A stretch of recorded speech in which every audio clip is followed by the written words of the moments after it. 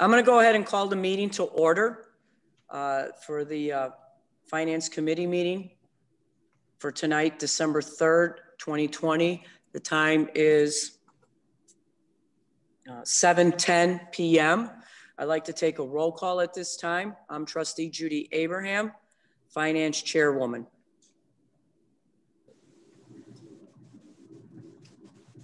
John Tierney, Trustee.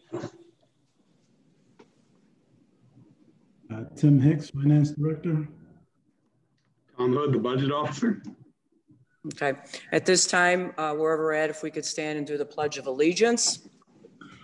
I pledge allegiance to the flag of the United States of America, and the republic for which it stands, one nation, under God, indivisible, with liberty and justice for all.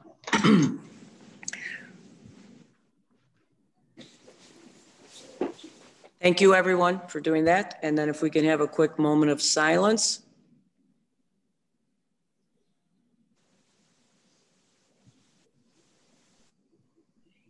Okay.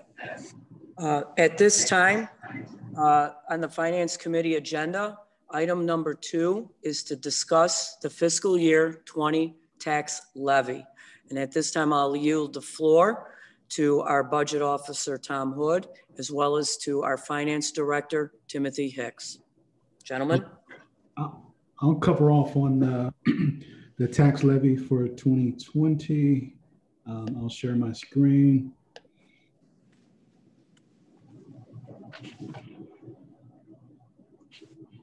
All right. So can you guys see the tax levy? Yes. Yes. Okay. So what I wanted to highlight, which I have highlighted, the tax levy year over year is we were very conservative. We used less than 1% increase, but we put in the actual amount for the police and fire pension.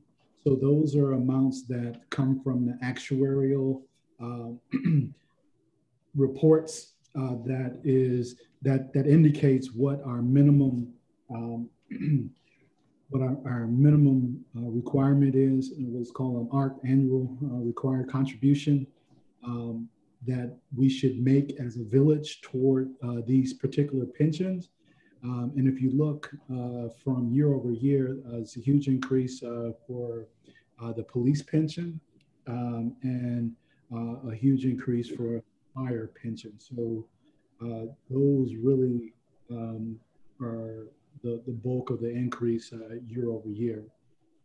So when you look at the total average subject to tax cap is $6.5 million. We separate out the rollover bond because we abate that amount.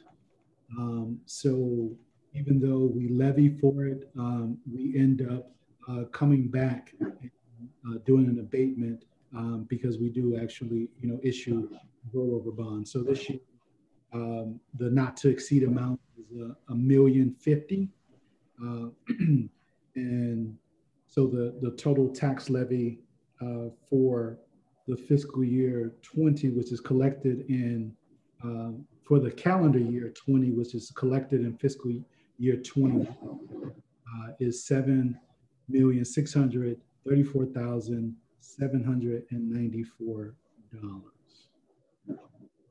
Are there any questions at this time? Well, Director Hicks, I definitely like the fact that you did lay it out from 2015, or even went further back on that as well to 2012. So that was very nice that you did that to make it more explanatory. So yes, I don't have any questions. Trustee Tierney, do you? No, I don't. Okay, I'll stop sharing the screen and see there's are there any questions from any attendees?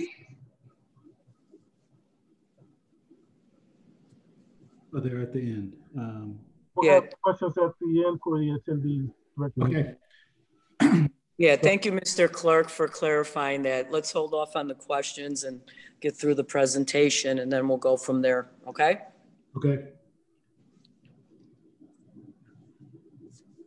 Okay. Do you want to go ahead and continue? Because I don't have any questions. Trustee Tierney, no questions?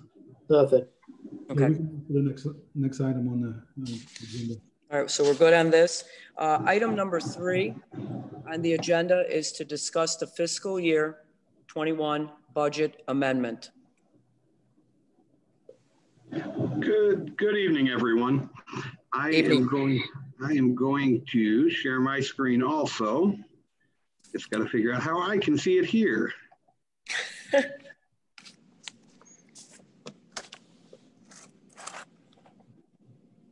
Huh. All right, well, let me try to open it again. So just to refresh everyone's memory, when we first did our 21 budget back in April, we had a lot of uncertainty due to the COVID crisis. And we said that we would be monitoring it and revisiting it at mid-year. Now we've been doing more than mid-year. We're actually following this and reevaluating it every quarter. But at mid-year, it gives us a pretty good idea of where we're at and what has changed. And we can adjust our budget to reflect what we know now. And for whatever reason, this does not want to open up. All right, let's see if I can do it the old-fashioned way.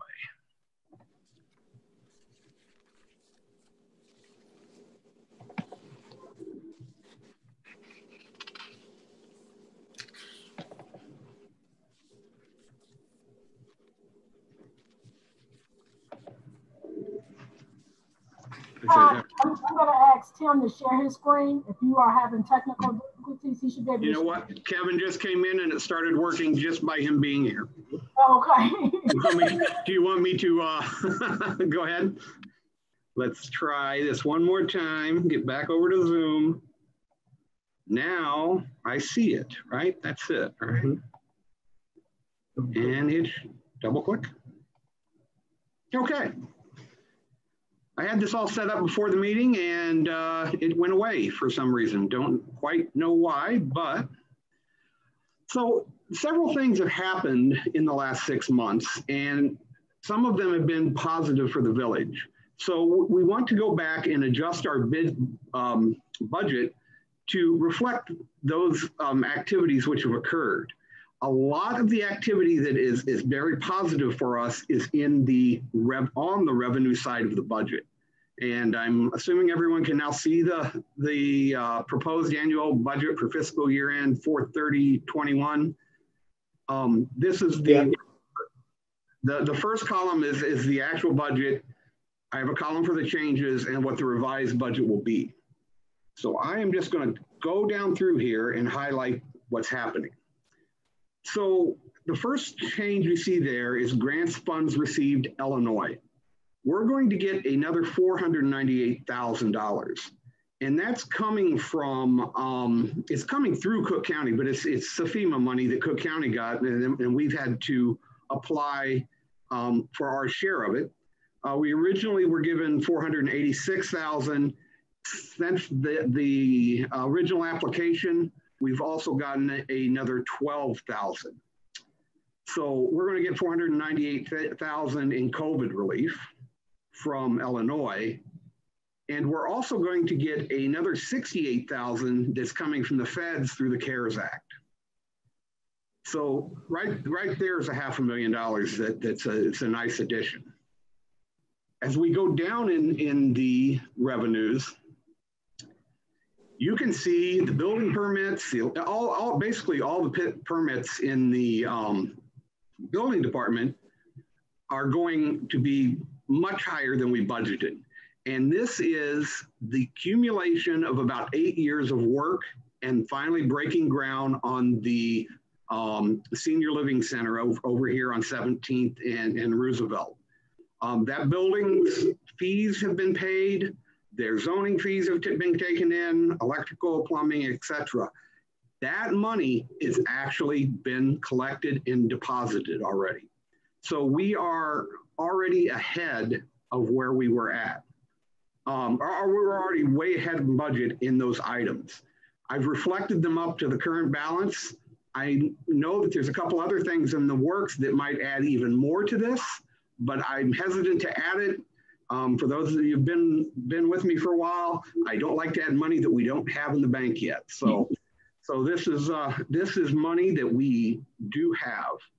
I also went and looked at places where we've already collected and beat the budget. One of those places was in the compliance violations. And where is miscellaneous? Oh, I gotta hit this page over here.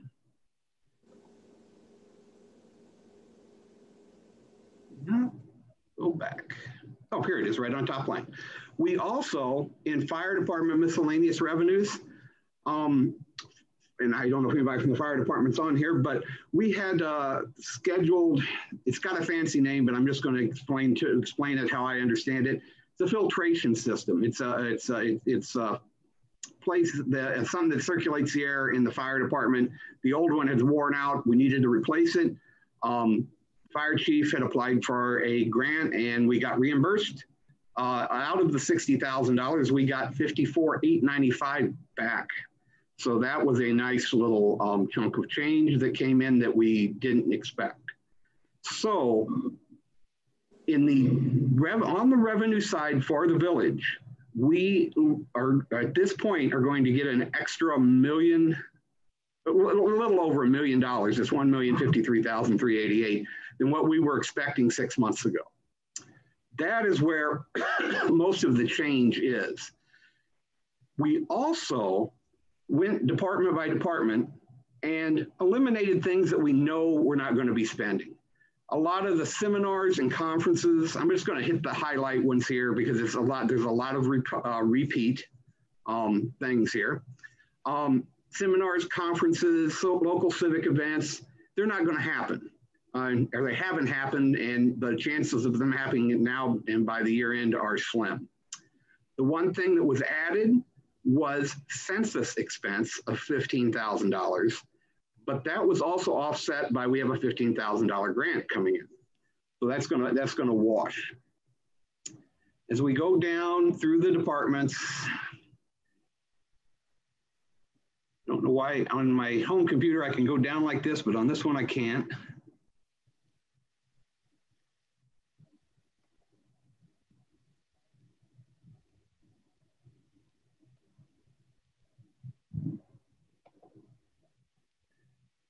There's a lot of little things that were changed because we know that we're not going to spend the money, or we had to spend money in other places like professional services. We're going to have to spend some money for Paylocity that we weren't planning originally to do, but it will help us with our audit process.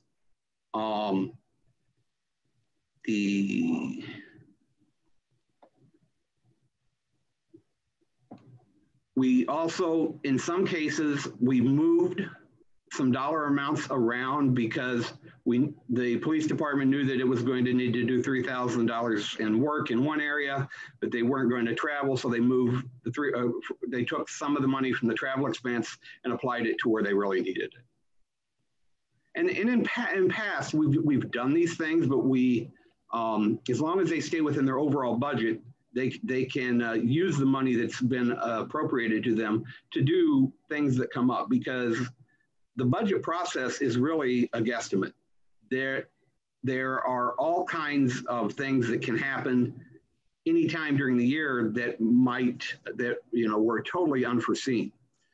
We did have a big savings in the police department of $45,000 because this year they did not buy a car, and this is the associated costs with it. It's not the price of the car, it's associated costs with the car, which is, the decals, the radios, the lights, etc.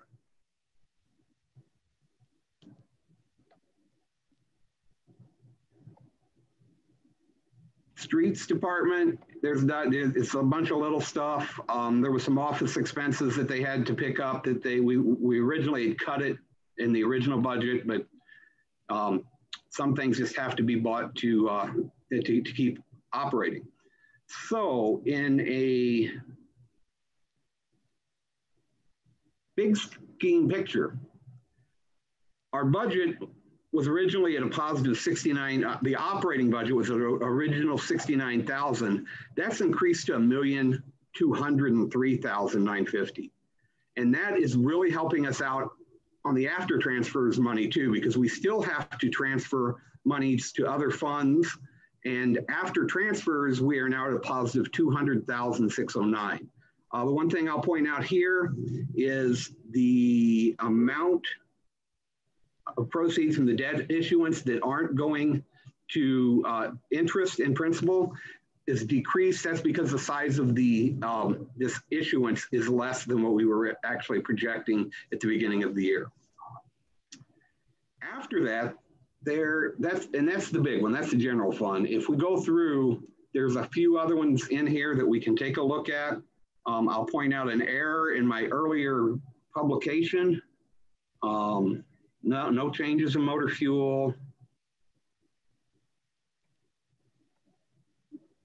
The next change, I believe, is in the Roosevelt TIF, where I discovered this 19,000 that was in the budget in program disbursement is also part of this 28,000 below. So I just removed it up there, and it was double counted. So I just removed it. The other thing that is out of the general fund that was brought up, it was brought up in one of the meetings earlier, and I didn't understand what they were asking because I knew that all of our bond payments were covered by money in the trust or money through the bond proceeds. What I didn't realize is the handout did not link in the principal, the interest payment on the 2018 capital bond. So I put that in there just, for disclosure. It doesn't really change anything. The money was already amalgamated, and the other payment is coming out of the bond proceeds. Other than that sums up all the changes. Oh, I'm sorry. One more. We reduced the rental property income because the building's gone. We no longer collect rent from there.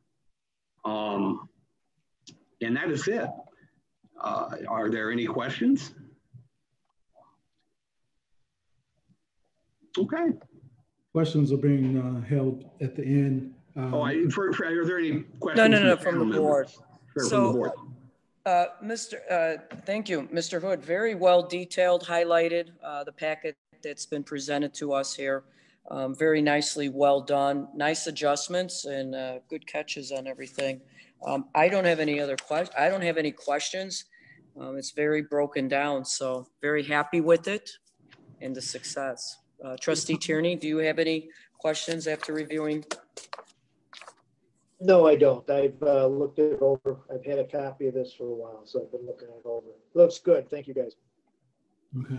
So the one thing that we really want to highlight is that when you look at the budget, we're going from being slightly flat to $1.2 million in excess.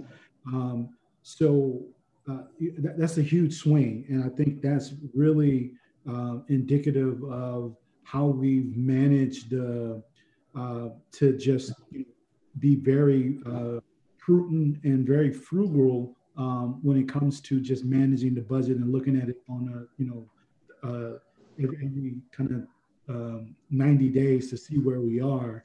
And it's a testament to the mayor as well in all of the grants that are coming in that's helping offset and a lot of the huge dollars that Sean showed in the beginning. Those were COVID dollars that we were in a position to obtain from the county, that came from the federal government, FEMA dollars, that Penny put us in position to be able to capture. And all of this allows us to leverage our dollars and put them out for more projects. And so that's one of the things that that has been a result over the last year and a half. And lastly, one of the things we always see and hear, you know, we talk about a deficit. We don't budget for a deficit. The other financial sources and uses are items, especially transfers. Those, you know, are transfers that are at our discretion.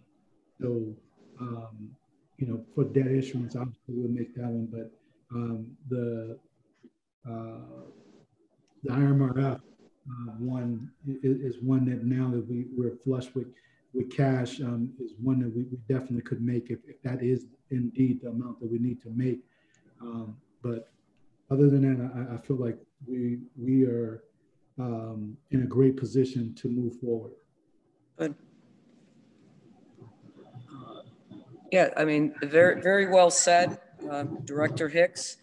Very well done between the both of you and our budget officer, Mr. Hood. Definitely appreciate these packets and the information that you've put together.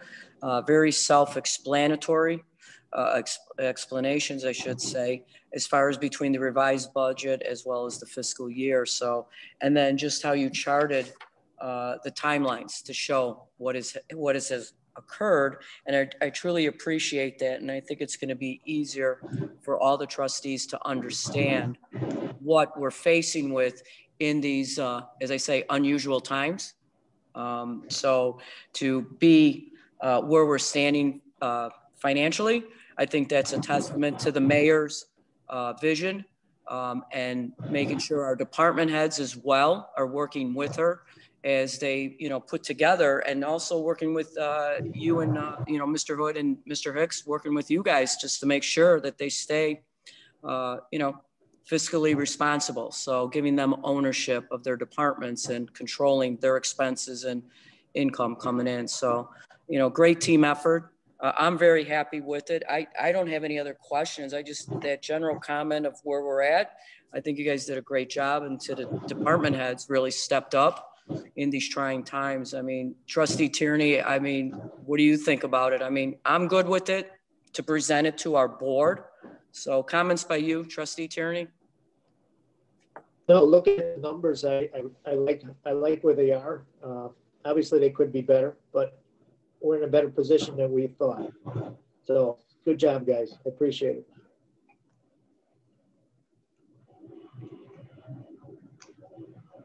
Okay. At this time, I have nothing else to bring up. Do we want to take any public comments now, or because obviously... Madam Chair, if you don't mind, would you acknowledge your other committee member, Trustee Andrea Senior, who is on the line, please? Oh, I'm sorry. I wasn't aware of that. I'm sorry. Welcome, Trustee Andrea Senior. Obviously, do you have any questions or comments that you'd like to chime in on this? Because I definitely want to make sure our Finance Committee, because, you know, definitely I'd like to make a recommendation, you know, so that's why I want to make sure that we're all on the same page. Any comments or questions?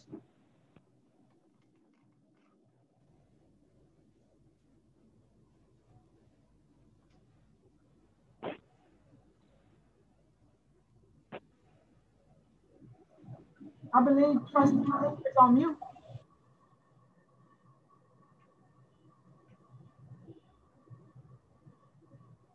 Can you hear me now? Yeah, that's Yeah. Oh, okay. I'm sorry. Okay, so I know I was a little late joining the meeting. I'm sorry, and I did get a chance to review the packet. It was very well put together, and it's very self-explanatory. I was able to understand it and connect the dots on it. Other than that, like I don't have any questions or anything like that. So, yeah, thank you. Okay, thank you, Trustee Senior. At this time, attendees, the panel has entertained their questions and the board responses. If you wish to ask a question, kindly raise your hand so that we can recognize you, and you will be acknowledged in the order of your request. Any questions from the attendees? Madam Chair, it's your floor. Thank you. You got anything, Trustee Abraham? Yes, I can hear you. Oh, okay. So first of all, I want to say good evening and happy holidays to everybody that's attending this virtual meeting. It is a different type of meeting, and this is the first time we've done it in this platform. So it looked like it went very well. I do want to commend the department heads, because without their support and their leadership, for us to even entertain the tax levies or the amended budget that we will be presenting to the Board of Trustees, this would have been a very difficult task in these unprecedented times.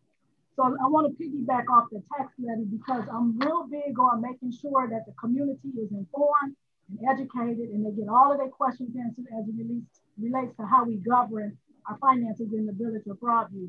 And when I first started in this administration, we had a clear understanding that we would operate in transparency. And that's what we will continue to do for the years to come. So when we look at the tax levy and what we levy for, we have a bare bone budget. We only operate on what we can afford.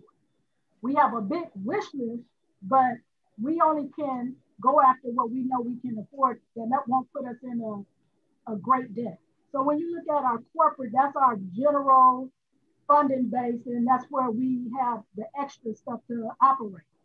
Then when we go to fire and police, pension, and this is no doing of the fire department or the police department, but this goes back to at least 25 to 30 years of not paying into the pension fund. And when you look at the actuaries from the pension and fire, they make a recommendation to us on what we should be levying so that we can stay abreast to get to the 2049 year to be all caught up with pension plans. So just think hypothetically, if the leadership back in 25, 30 years ago would have been paying into this and not robbing Peter to pay Paul, we wouldn't be having these big pension payments. Our pension payments probably would be close to $400,000 for fire and police. But that's not the situation that we're in, and we rely on the tax dollars to pay our fire and pension plans. And one thing that I've always stood on the principle is that we have to take care of our public safety.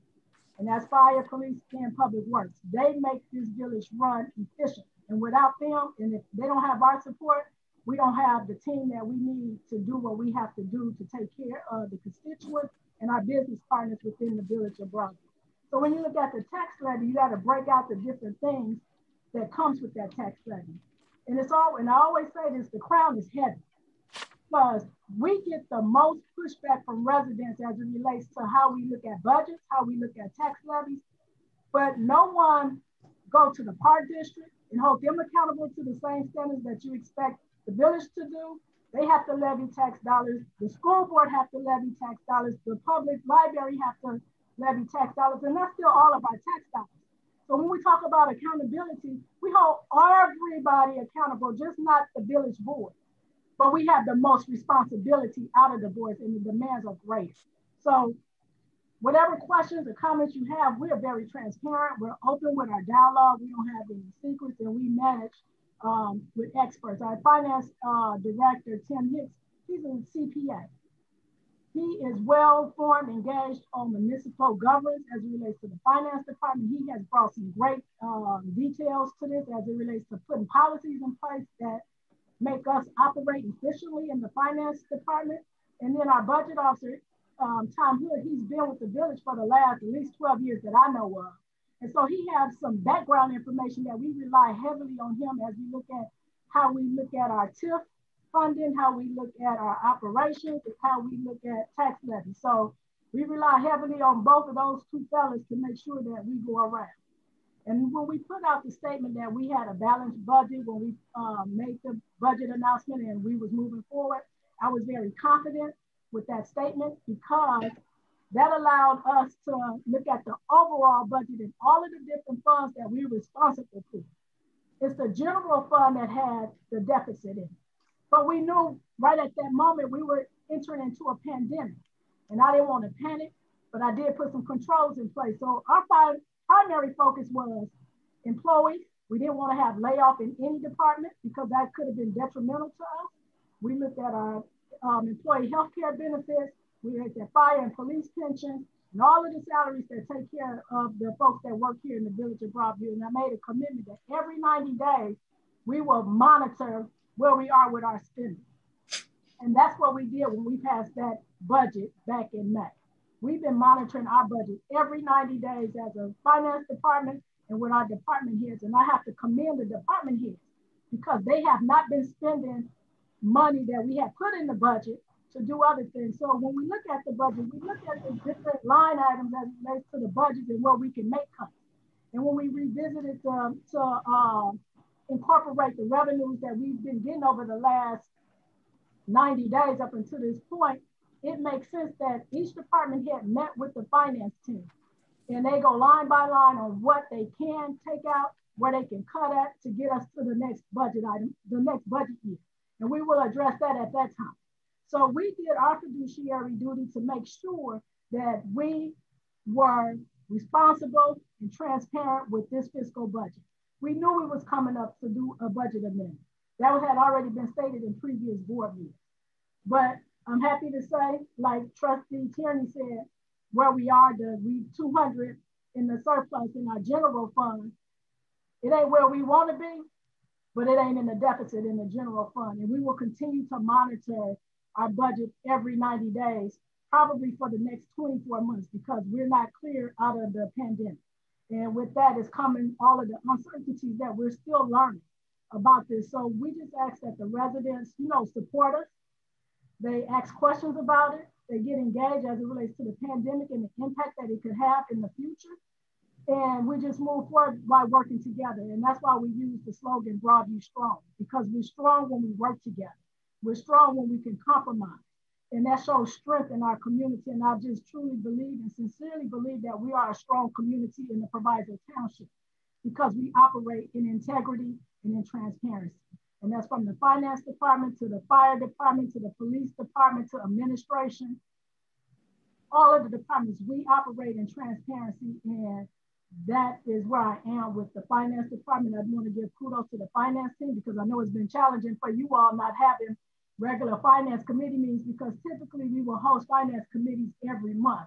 But in the pandemic, we really didn't have any information to give to the residents. So that's why we were, making it to where we can give you a presentation where you can digest, you can ask questions about the budget and where we are, but we just didn't have the information to give to you prior to tonight. And I feel real comfortable with us doing it the way that we did it. It was the best professional way to do something like this at this level. So thank you. I just want to wish everybody happy holidays. We got some great events that's going to be coming up. Because of the pandemic, we got to do things a little bit different, but we will be hosting our Operation Santa event on December 13th, as well as hosting the same evening parade throughout the village of Broadview, just to put the residents in the holiday spirit and let them know that we have not forgotten about those that's in need in our community, and to put a smile on the kids' face here in the fire and police parade through town to show that we love you and we haven't forgotten about you. And then on December 19th, we partner with Lindop School, Black Men United, and Justice Troopers. We're going to be doing a drive-up toy drive at Lindop School to give kids in the community that want to come and get some toys or some other items that's going to be given away. And that's all I have until we meet again at our next board meeting. But I want to just thank the finance chair and the finance committee for doing an awesome job and working with the finance team. It's been truly a humbling experience, and most certainly it's different for me because I've never been in a pandemic and I've never been in a situation where we had to amend the budget to do some things. And last but not least, we have an awesome clerk who stepped right up to the plate to make sure that we can have this virtual meeting, and it went very well. So thank you, Mr. Clerk, for your support, and good night. And we'll see you on Monday. Have a safe holiday. Make sure you mask up, step back, and do social distance. Thank you. Madam Mayor, can you hear me, Madam Mayor? Yes.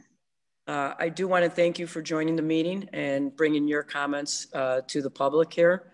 I truly appreciate that. I want to thank our Director Hicks, our Budget Officer, Mr. Hood, for joining the meeting and presenting this well laid out documents that they've presented to us. I like to thank my trustees, fellow trustees on the Finance Committee as well for joining and being part of this as we move the village forward. My understanding, there's been no public comments, correct? So before we adjourn, I just want to get a census from my fellow trustees on the Finance Committee about making this a potential recommendation for our next village board meeting. Trustee Tierney, any comments on that? Can we go ahead and move forward with this? I think we should. Yep. Okay. I'm for it. So you're good with it. Yeah. Trustee Andrea, what are your thoughts on it as well? Is this something we Absolutely. definitely want? So we're good. We can Yes, bring this in front of absolutely. our fellow board members. All right, perfect. Good to Yes. see you now. Yes. Yes. Other than that, I feel it was very well laid out, very well presented. So, Madam Chair, can I make a final comment before you? Sure. adjourn? Sure. So I do want to bring to the attention that with the Zoom meeting, we had no questions or comments that came up. Is that correct, Mr. Clerk? So Okay. there was no public comment from any of the trustees that sit on the board that had a comment or a question as it relates to this report. But we'll hopefully be able to entertain any concerns that they have on Monday. So we just wanted to acknowledge that they were not a part of the attendees to participate in this meeting. Okay. Okay. So, and again, I want to thank the, for us to be able to have this Zoom meeting. I know it's a first for a lot of things. And obviously, this is something we've always traditionally done once a month prior to COVID, and to have it now. And I definitely would like to continue it. However, based on all the circumstances and being safety first, we totally understand. So again, thank you, Mayor, for being part of this. Thank you to everybody that attended. I want to wish everyone a good night. And if we can call for an adjournment, can I get a motion to adjourn? Motion to adjourn. Second. Okay, motion by Trustee Tierney, seconded by Trustee Senior. All in favor, say aye. Aye. Aye. Okay, meeting is adjourned. I want to thank everyone for attending. Have everybody please be safe and have a good evening.